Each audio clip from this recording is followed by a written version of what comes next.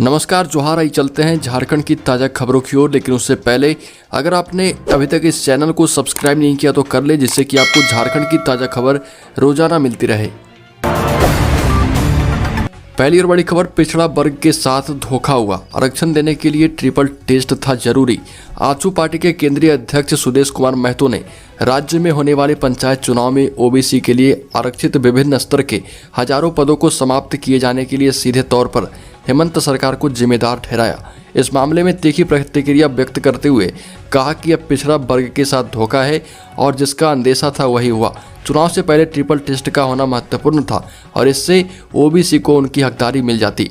इस टेस्ट के बिना पंचायत चुनाव कराने की स्थिति में ओबीसी के लिए आरक्षण सुनिश्चित किए जाने का अवसर खत्म हो गया। अगली खबर, WHO के महासचिव एंटोनियो गुटेरेस ने दुनिया भर में बढ़ते कोरोना मामलों को लेकर आगाह किया और कहा कि महामारी अभी खत्म नहीं है, क्योंकि दुनिया भर में रोजाना 15 लाख से भी अधिक नए मामले सामने आ रहे। नए वेरिएंट की वजह से पूरे यूरोप में एक नई लहर फैल रही। एशिया भी अब इससे अछूता नहीं रहेगा। गुटेरेस ने बताया कि कोरोना महामारी से बचाव को लेकर सरकार अलर्ट हो जाए। अगली खबर, खतियान का आंदोलन हुआ दो फाड़, गीताश्री का बड़ा आरोप। जयराम महतो भाजपा आजसू के संपर्क में है। झारखंड के विभिन्न जिले में चल रहे खतियान आंदोलन दो भागों में बट गया है। पूर्व विधायक अमित महतो और पूर्व मंत्री गीताश्री उरांव द्वारा खतियानी झारखंडी पार्टी के गठन के बाद विवाद बढ़ गया। पूर्व में तय था कि 15 अप्रैल को घाटशिला महाजुटान में पार्टी की नींव रखी जाएगी, पर उससे 10 दिन पूर्व ही नई पार्टी गठित कर लेने पर तलवारें खिंच गई। गीताश्री उरांव ने कहा कि जयराम महतो भाजपा आजसू के संपर्क में है। हम लोगों की विचारधारा भाजपा से मेल नहीं खाती और इसलिए उन लोगों के साथ हम नहीं चल सकते। अगली खबर, झारखंड में खतियान आंदोलन दो फाड़ होने के बाद सूर्य सिंह बेसरा गर्म हो गए और आरोप लगाते हुए कहा कि अब गीताश्री उरांव और अमित महतो का सामूहिक बहिष्कार होगा। दोनों को किसी सम्मेलन में नहीं बुलाएंगे। घाटशिला महाजुटान के पोस्टर पर तो इनकी तस्वीर छप गई, पर उस महाजुटान से इन्हें अलग रखा जाएगा। साथ ही पत्रकारिता छोड़कर भाषा विवाद आंदोलन में कूदने वाले तीर्थनाथ आकाश भी अब आंदोलन से दूर रहेंगे।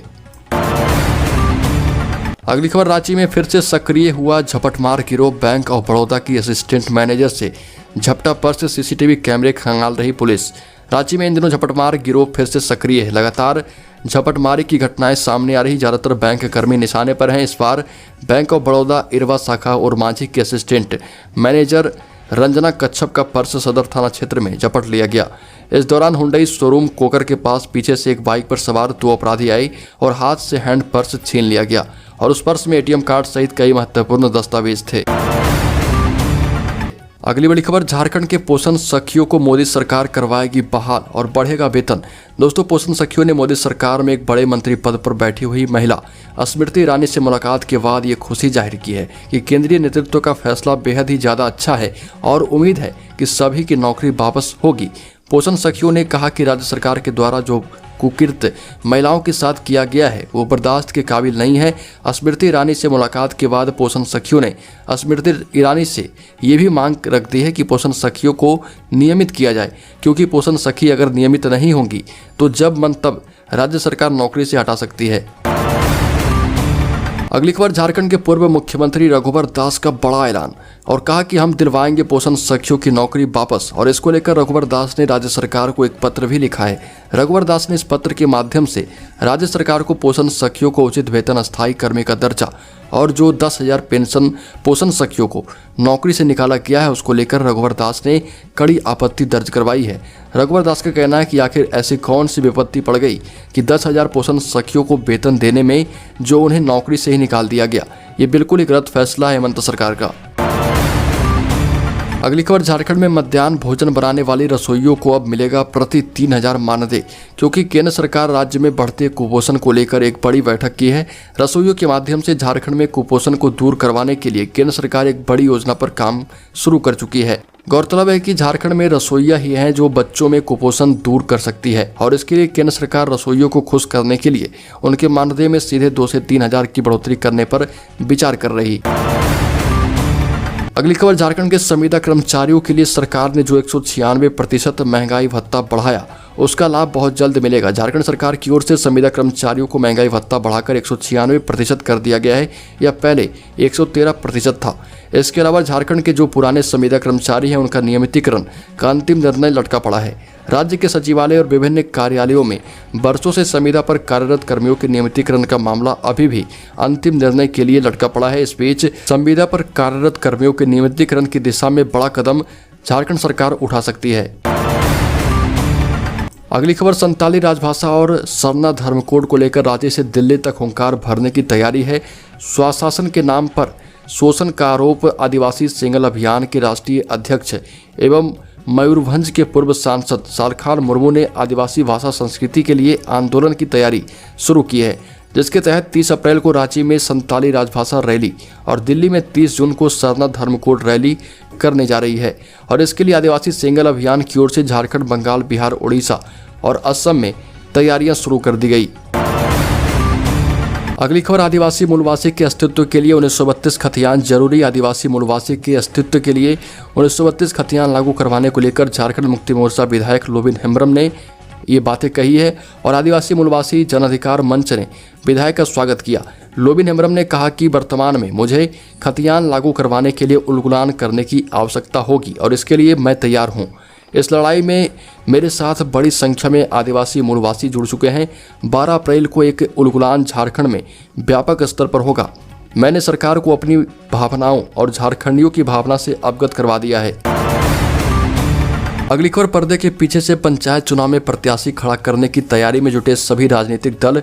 भले ही झारखंड में पंचायत चुनाव दलगत आधार पर नहीं होगा, लेकिन राजनीतिक दल इसके माध्यम से क्षेत्रों में अपने कार्यकर्ताओं के माध्यम से वोट बैंक बनाने में जुट गए। कमोबेश सभी दलों में ऐसा देखा जा रहा। पंचायत चुनाव में किसी भी राजनीतिक दल के नाम पर या झंडे के आधार पर चुनाव प्रचार नहीं होगा। इसके बावजूद राजनीतिक दल अप्रत्यक्ष रूप से पंचायत चुनाव में प्रत्याशी के रूप में खड़ा होने वाले कार्यकर्ताओं को सपोर्ट करने की तैयारी में है। अगली खबर आगामी झारखंड पंचायत चुनाव में 2 गाड़ियों का इस्तेमाल ही कर पाएंगे मुखिया प्रत्याशी, ग्राम पंचायत सदस्य एक भी नहीं। राज्य निर्वाचन आयोग ने पंचायत चुनाव के लिए तय की वाहनों की अधिकतम संख्या। जिला परिषद सदस्य के उम्मीदवारों को अधिकतम 4 वाहन ही मिल सकते हैं और पंचायत चुनाव में मुखिया पद के प्रत्याशी अधिकतम 2 वाहनों का इस्तेमाल चुनाव प्रचार में कर पाएंगे।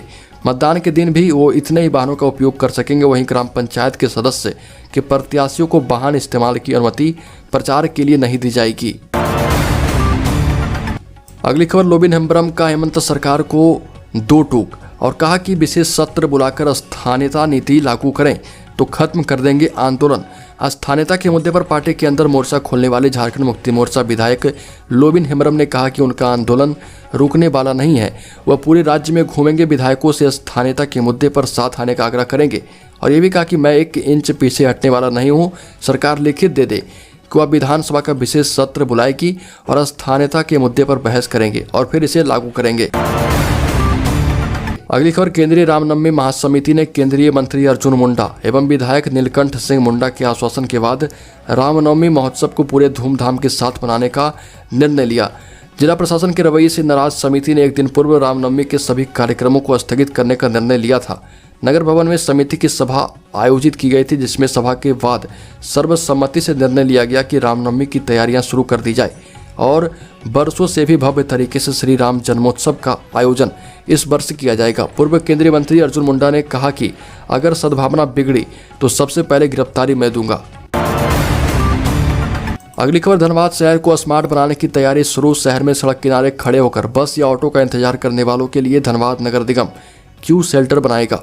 शहर के अलग अलग क्षेत्रों में कुल 17 क्यू शेल्टर बनाने की योजना है। पिछले दिनों नगर आयुक्त सत्येंद्र कुमार की डीटीओ ओम प्रकाश यादव और ट्रैफिक डीएसपी राजेश कुमार के साथ बैठक में इस संबंध में निर्णय लिया गया है। इसके बाद क्यू शेल्टरों के लिए जगहें भी चिन्हित की गई है। सभी क्यू शेल्टर वातानुकूलित होंगे और इनसे बस या ऑटो का इंतजार करने वालों को राहत मिलेगी। अगली खबर राज्य में पंचायत चुनाव 14 मई से शुरू होगी। अंतिम चरण की वोटिंग 27 मई को होगी। झारखंड में मई में पंचायत चुनाव होंगे। 4 चरणों में होने वाले इस चुनाव में पहले चरण का मतदान 14 मई को और अंतिम चरण का मतदान 27 मई को होगा। जून में परिणाम आएंगे। पंचायती राज विभाग और राज्य निर्वाचन आयोग ने इसकी तैयारियां कर ली है। चुनाव से संबंधित फाइल राजभवन को भेज दी गई है। राजभवन से मंजूरी मिलते ही चुनाव की अधिसूचना जारी कर दी जाएगी। सूत्रों के मुताबिक अधिसूचना जारी होने की उम्मीद है। पंचायत चुनाव दिसंबर 2020 में ही होने वाले थे। अगली खबर, चीन और अमेरिका में बढ़ते कोविड के मामलों के बीच स्वास्थ्य मंत्रालय ने 5 राज्यों के लिए चेतावनी जारी की। केंद्रीय स्वास्थ्य सचिव राजेश भूषण ने दिल्ली, हरियाणा, केरल, महाराष्ट्र और मिजोरम की सरकारों को चिट्ठी लिखी है। इसमें स्वास्थ्य सचिव ने राज्यों से सतर्कता बढ़ाने और संक्रमण की दर बढ़ाने के कारणों की गंभीरता से जांच करने को कहा। इस बीच गुजरात में एक व्यक्ति के SE वेरिएंट से संक्रमित होने की जानकारी भी मिली है। अगली खबर, झारखंड में दिसोम गुरु के नाम से चर्चित शिबू सोरेन के घर की कला का अंत क्या होगा? इस बाबत कोई भविष्यवाणी करना बेशक अभी थोड़ी जल्दबाजी हो सकती है, लेकिन एक बात तय है कि देर सवेर इस परिवार में बिखरा होना तय है। शिबू सोरेन के बड़े बेटे दुर्गा सोरेन की पत्नी विधायक सीता सोरेन और उनकी 2 बेटियां जयश्री व राजश्री ने जिस तरह से अपनी सरकार के खिलाफ मोर्चा खोला है, वह किसी न किसी अंजाम तक जरूर पहुंचेगा और भाजपा में भी शामिल होने की आशंका सीता सोरेन की जताई जा रही। तो दोस्तों, झारखंड की ताज़ा खबरों में अभी के लिए इतना ही। अगर आपने अभी तक इस चैनल को सब्सक्राइब नहीं किया तो कर लें, जिससे कि आपको झारखंड की ताज़ा खबर रोजाना